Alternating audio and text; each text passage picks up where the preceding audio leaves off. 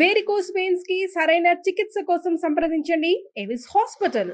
ఇది కానీ మీ మెయింటెనెన్స్ అవుతుంది ఒక 5-6 లక్షల నెలకి, చీరలకి జ్యువెలరీకి వీటికి అవుతుంది అంతే కదా? జ్యువెలరీ బర్త్డే కొనుక్కుంటాను ఎవ్రీ నెలకి ఎంత అయితే మీకు హ్యాపీగా ఉంటారు? ఒక 3-4 lakhs అంతే. చిన్న చిన్న 5 lakhs అంతే. సో నాకు ఎక్కువ భోజనాలకే అవుతుంది. వచ్చిన వాళ్ళకి భోజనాలు పెట్టడానికి డబ్బులు ఎక్కువ అవుతుంది. ఇప్పటికి నాకు ఎవరింటికి వచ్చినా కూడా వాళ్ళు సంతృప్తిగా తిని హ్యాపీగా వాళ్ళు వెళ్ళాలి. అంటే మన ఇంటికి వచ్చామన్న ఫీల్ వాళ్ళు ఉండాలి. అది నాకు బాగా ఇష్టం. ఎవ్రీ వెడ్నెస్డే మీ నియోజకవర్గంలో ప్రెగ్నెంట్ లేడీస్ కి ఫుడ్ పెడుతున్నారు కదా, అది బాగా నచ్చింది. అది నాకు చాలా ఇష్టం అది కూడా. ఎందుకంటే నేను ప్రెగ్నెంట్ గా ఉన్నప్పుడు నాకు తెలుసు కదా ఆకలి ఎక్కువగా ఉంటుంది. అండ్ వీళ్ళు మార్నింగ్ వచ్చేస్తారు స్కానింగ్ కి హాస్పిటల్స్ కి విలేజెస్ నుండి. సో వాళ్ళు ఇంటికి వెళ్ళే కొద్దికి ఈవినింగ్ అవుతుంది. అందుకని వాళ్ళకి వేడిగా quality food with egg, banana, చిక్కీతో కూడా పెడతాను నేను. అది నాకు మనసుకి సంతృప్తి వస్తుంది. ఇప్పటికి కూడా చేస్తున్నాను, ఇప్పటికి కూడా. సూపర్. అది నాకు మనసుకు సంతృప్తినిచ్చే విషయం. అది ఎప్పుడు చేస్తున్నాను. 400 members వస్తారు 2 హాస్పిటల్, నగిరి ఒకటి, ఎవ్రీ బుధవారం. ఆశీస్సులు ఉంటాయి. ఇప్పుడు ప్రెగ్నెంట్ లేడీయే కదా, ఆమెతో వచ్చే వాళ్ళ హస్బెండ్ లేదా మదర్ అత్త ఎవరు వస్తారు, వాళ్ళు కూడా తింటారు. ఓకే, ఎవరికి లేదని చెప్పము. సో ఇప్పుడు ఇన్కమ్ సోర్స్ ఏంటంటే, అంటే ఇప్పుడు రాజకీయాల్లోకి వచ్చిన తర్వాత ఉన్నదే పోగొట్టుకున్నానని చెప్పారు కాబట్టి, అన్ని పోయినా చెన్నైలో ఒక 500 నుంచి 700 కోట్ల ఆస్తులు ఉంటాయి రోజా గారిది అనేది ఒక టాక్. నీకు కావాలా?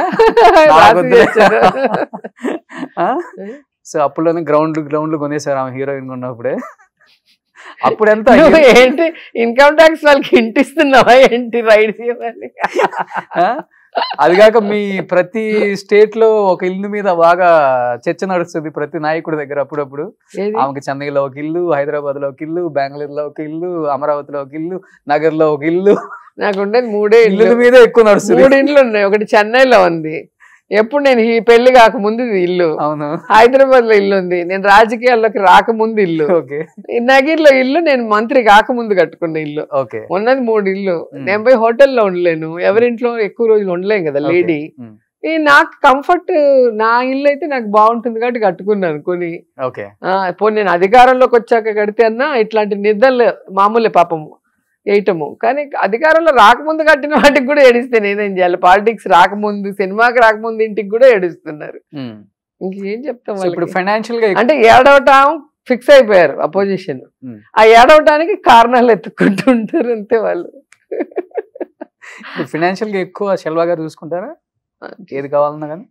ఆయనే కదా మొగుడు, ఇంటికి పెద్ద అమలేందో ఏం పక్కింటి ఆయన చూసుకున్నట్టు సెల్వా గారే చూసుకుంటారా? ఆయన చూసుకోవాలి.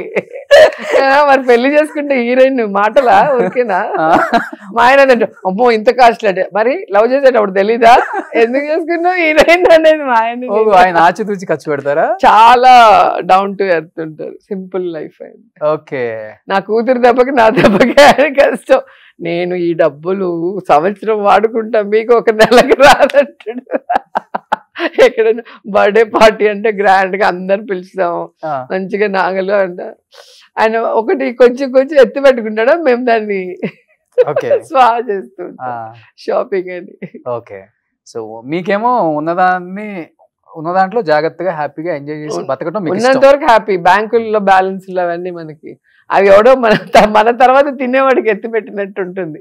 మనం ఉండడానికి మంచి ఇల్లు, కారు, హ్యాపీగా పిల్లలతో రెస్టారెంట్కో షాప్కో వెళ్తే ఏదైనా వాళ్ళు అడిగింది కొనిచ్చే అంత హ్యాపీనెస్ ఉండాలి కదా. ఎత్తి పెట్టుకుని ఏం చేస్తాం అంతా కూడా. అలాగా హ్యాపీగా ఉండాలి లైఫ్ అంతా.